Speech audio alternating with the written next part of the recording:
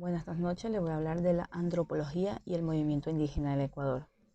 Como sabemos, en junio de 1990, durante la presidencia del señor Rodrigo Borja, se da el primer levantamiento indígena nacional en 7 provincias del país, que fue capaz de paralizar el país y produjo sorpresa en el Ecuador sobre el grado de organización que había llegado a adquirir el movimiento indígena.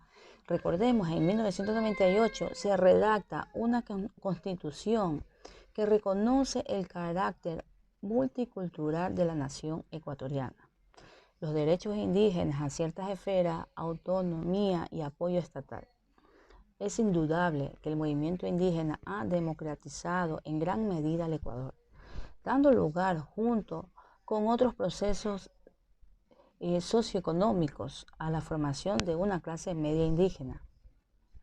La protesta tenía como objetivo exigir derechos territoriales y el reconocimiento de la plurinacionalidad. El contexto histórico explica que estas luchas eran siglos de explotación, discriminación, racismo, invisibilización y ausencia de derechos específicos a los pueblos indígenas. Recordemos, el señor de la Torre en el 2002, como lo ha señalado sus críticos, Santana en el 2004, el nivel de la vida de las comunidades no parece haber mejorado sustancialmente.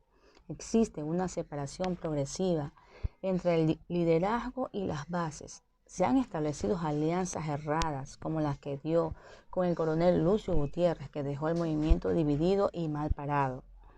Se está dando una división personalizada entre liderazgos regionales o locales. Y no se ha luchado para exigir la creación de leyes secundarias que ayuden a los derechos constitucionales de los pueblos indígenas que cumplan en la práctica.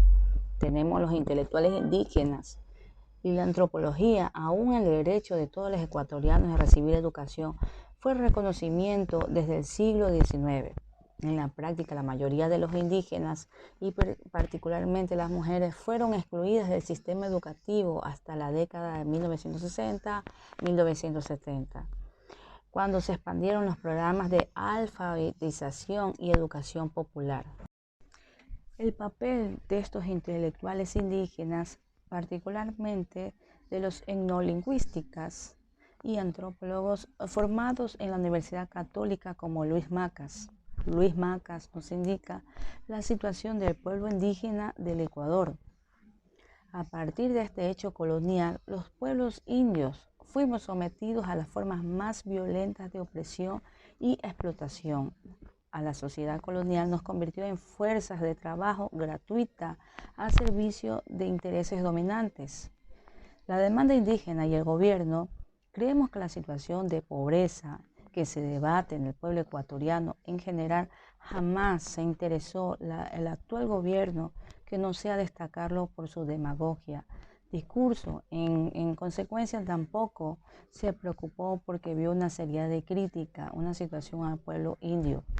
A pesar de estos logros, la inserción intelectual indígenas en el mundo académico no es completa todavía. A diferencia de hace muchas décadas, hoy se puede ver estudiantes ponentes y públicos indígenas en los espacios académicos del Ecuador. Sin embargo, una vez finalizados sus estudios, la mayoría de los intelectuales han conseguido empleo en el movimiento político o en las burocracias interculturales nacionales o internacionales. Todavía existe gran resistencia a su acceso de trabajo académico. Incluso la enseñanza de Quichua está dominada por profesores mestizos a nivel universitario. Ecuador, el papel del Estado en el desarrollo de antropología es marginal. En la década de 1970, en un momento de auge petrolero, financió a algunos antropólogos por medio del Banco Central del Ecuador o del programa FODERUMA, Fondo de Desarrollo Rural Marginal.